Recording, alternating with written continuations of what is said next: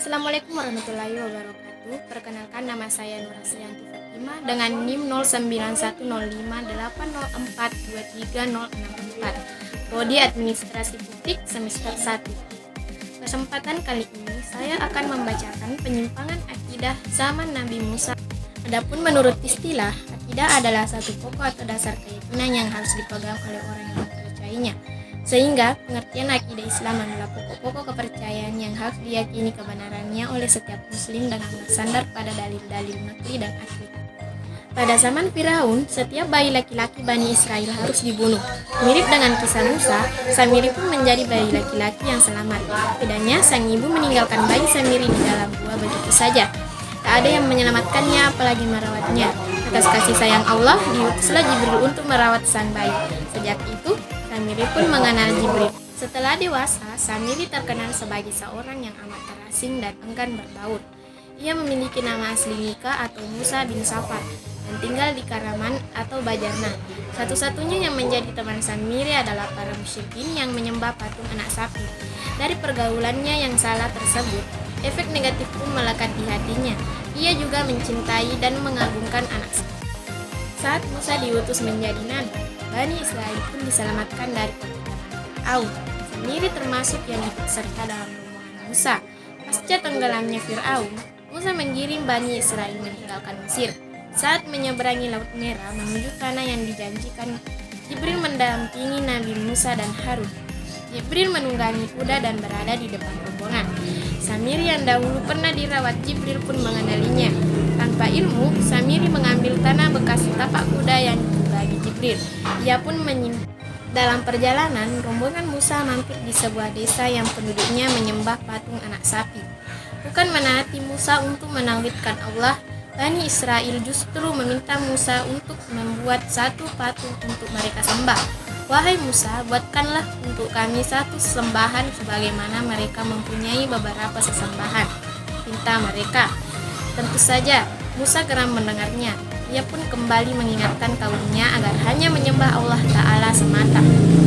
Sejak singgah di desa tersebut, kekaguman Samiri pada anak sapi kembali membutakan hatinya. Ia pun bertekad suatu hari akan mengajak Bani Israel untuk menyembah anak sapi. Ia pun teringat pada tanah jejak kuda Jibril yang ia simpan dalam kantong. Dengan bisikan setan, Samiri bertekad menjadikan tanah tersebut bahan pembuatan. Keinginan Samiri untuk menjalankan misinya mendapat kesempatan. Di tengah perjalanan, Musa meninggalkan Bani Israel untuk sementara waktu dengan tujuan mendapatkan wahyu Taurat dari Allah. Atas perintah Allah, Musa menuju Bukit Tur untuk menerima mukjizat Taurat. Musa berencana pergi selama 10 malam, tapi kemudian digenapkan selama 40 malam. Sebelum berangkat, Nabi Musa pun menitipkan Bani Israel pada adiknya, Nabi Harun. Gantikanlah aku dalam memimpin kaumku, perbaikilah dan janganlah kamu mengikuti jalan orang-orang yang membuat kerusakan, ujar Musa. Harun pun kemudian memimpin Bani Israel, namun rupanya Samiri tak peduli dengan nasihat Harun. Ia pun mengajak Bani Israel untuk mengumpulkan segala perhiasan yang selama ini dibawa.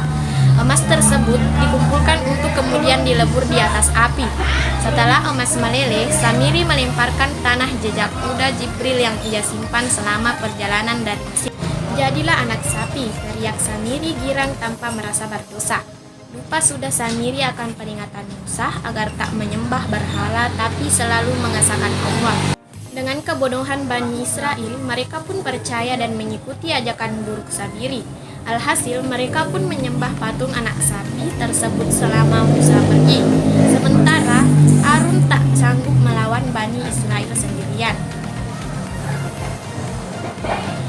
Saat Musa kembali, betapa marah dan sedih hatinya. Ia hanya meninggalkan kaumnya sebentar saja untuk mendapat petunjuk yang juga nantinya bermanfaat bagi Bani Israel, tapi Musa justru mendapati kaumnya telah musyrik. Namun, Bani Israel punya banyak alasan. Mereka selalu merasa congkak dan merasa paling benar.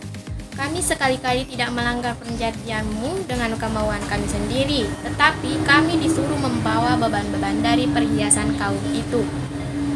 Maka kami telah melemparkannya dan demikian pula Samiri melemparkannya, ujar mereka. Mendengar hal itu, Musa pun bergesegera menemui Samiri. Ia sangat marah kepada Samiri yang mengkhianati perintahnya dan justru menyesatkan kaumnya. "Apa yang mendorongmu berbuat demikian, hai Samiri?" tanya Musa bernada tinggi. Dengan enteng Samiri hanya menjawab, "Aku mengetahui sesuatu yang mereka tidak mengetahuinya. Maka aku ambil segenggam dari jejak Rasul lalu aku melemparkannya. Demikianlah nafsuku membujukku," katanya. Musa pun geram dan mengusir Samiri.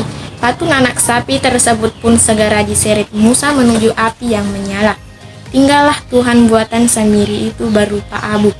Musa pun kemudian melemparkan abu itu ke laut. Sementara itu, Samiri meninggalkan rombongan. Ia kembali hidup menyendiri seperti yang dikatakan Musa. Samiri akan mendapatkan azab dunia dan akhirat. Neraka jelas hukuman Samiri di akhirat.